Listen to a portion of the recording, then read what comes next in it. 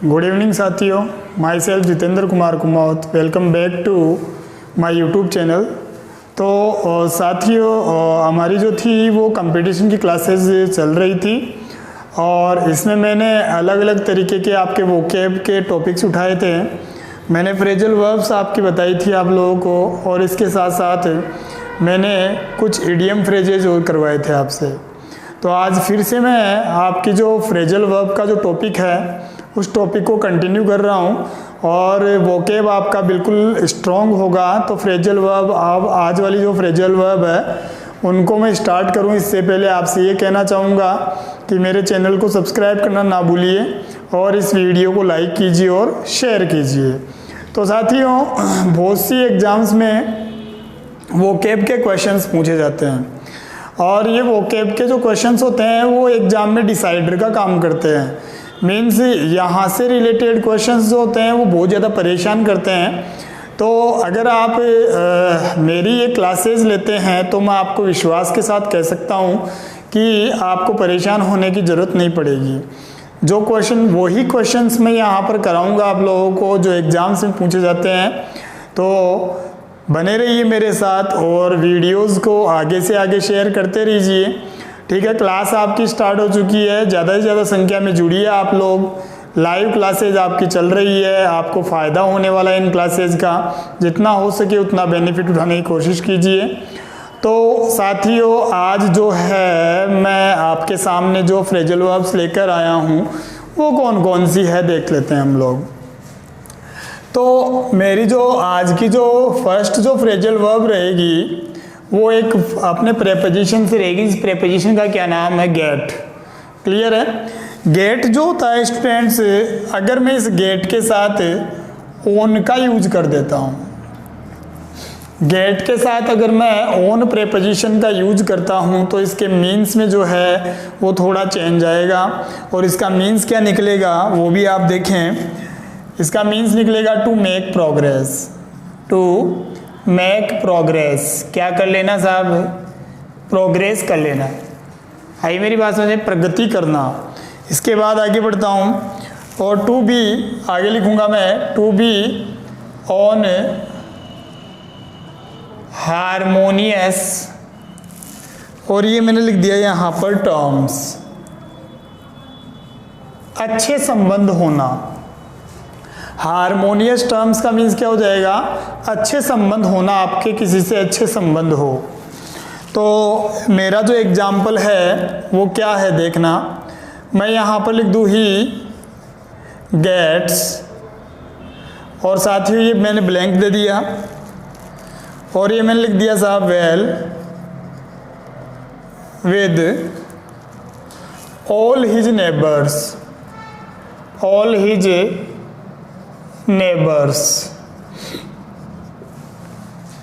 ये एक सेंटेंस मैंने आपको दिया है और इस सेंटेंस का मीन्स क्या निकल रहा है कि उसकी जो है वो अपने पड़ोसियों से क्या है साहब? अच्छे रिलेशनशिप है। यही तो कहना चाह रहे हैं आप। चाहे इसे देख लीजिए कि he gets on well with all his neighbours, कि उसके जितने भी पड़ोसी हैं उन पड़ोसियों से उसके रिलेशनशिप अच्छे हैं। तो हारमोनियस टर्म्स की बात की जा रही है। तो साथियों, गेट्स के लिए मैं क्या कर लूँगा? यहाँ पर ओन का यूज कर लूँगा। गेट के साथ किसका यूज करूँगा?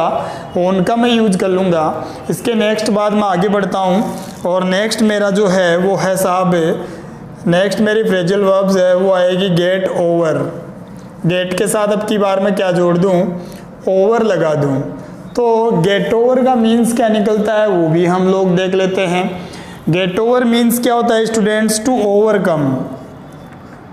टू ओवरकम, किसी चीज़ को अपने काबू में ले लेना किसी चीज़ के ऊपर विजय प्राप्त कर लेना, किसी चीज़ को काबू में ले लेना, नियंत्रण में ले लेना। ठीक है, पार पा लेना मतलब किसी चीज़ से।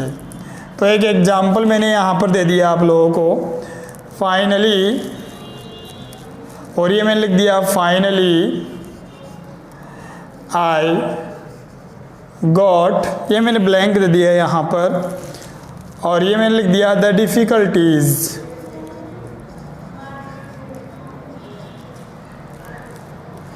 ये एक सेंटेंस है जो आपके सामने है कि finally I goat the difficulties, अंततः मैंने परेशानियों के ऊपर क्या पा लिया, काबू पा लिया।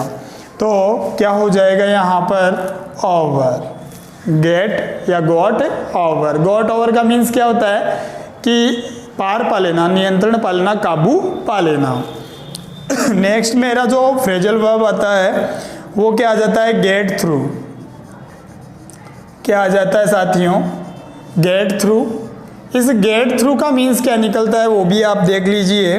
टू फिनिश, किसी काम को क्या कर देना साथियों, फिनिश कर देना, या फिर क्या कर देना, assist in finishing, assist in finishing, या फिर किसी काम को फिनिश करने में सहयोग करना। मैंने क्या लिखा कि किसी काम को समाप्त कर देना या फिर किसी काम को फिनिश करने में क्या देना, सहयोग देना। आ रहा होगा समझ में।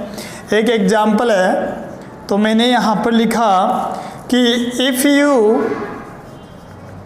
और ये मैंने यहाँ पे साथियों लिख दिया work hard, if you work hard, और ये मैंने लिख दिया यहाँ पर यू विल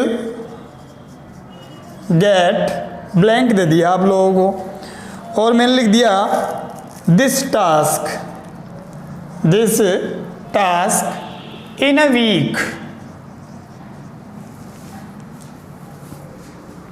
समझने की कोशिश कीजिए कि अगर आप हार्ड वर्क कर लेते हैं तो आप एक सप्ताह के भीतर क्या कर लेंगे, इस टास्क को क्या कर लेंगे साथियों, कंप्लीट कर लेंगे, फिनिश कर लेंगे।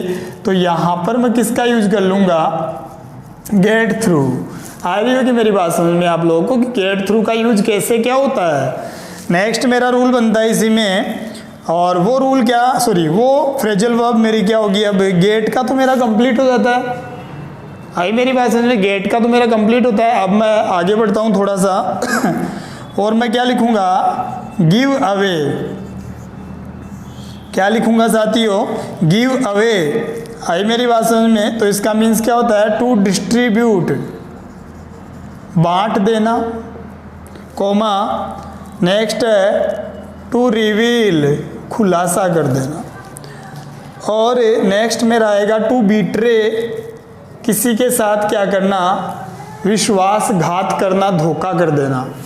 तो साथियों आराम से आप लोग कर सकते हैं, कोई प्रॉब्लम वाली बात नहीं है। गिव अवे का मीन्स क्या होता है, ठीक है, किसी चीज़ को बांट देना, खुलासा कर देना, या फिर धोखा दे देना किसी को, किसी के साथ विश्वासघात कर लेना।